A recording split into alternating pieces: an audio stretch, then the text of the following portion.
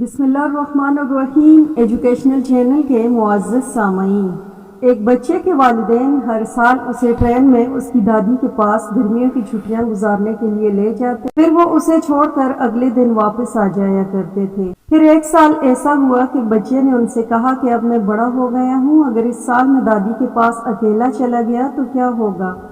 والدین نے مختصر بحث کے بعد اتفاق کر لیا۔ پھر مقررہ دن اسٹیشن کے پلیٹ فارم پر پہنچ گئے۔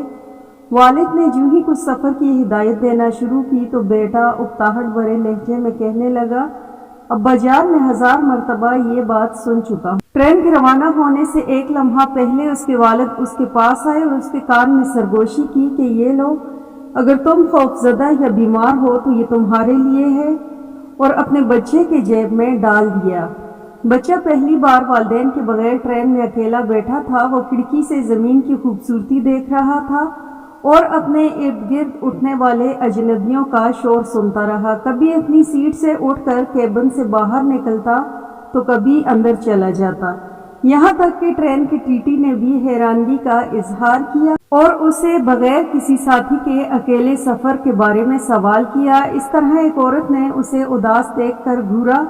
لڑکا شدید الجھن میں تھا، یہاں تک کہ اس نے محسوس کیا کہ اس کی طبیعت ٹھیک نہیں۔ پھر وہ خوف زدہ ہو گیا، یہاں تک کہ وہ اپنی کرسی سے گر گیا اور اس کی آنکھوں میں آنسو بھر آئے۔ اس لمحے اسے اپنے باپ کی سرگوشی یاد آئی کہ فلاں لمحے اس نے میری جیب میں کچھ ڈالا۔ اس نے کانپتے ہوئے ہاتھوں سے جیب میں تلاش کیا تو چھوٹا سا کاغذ ملا۔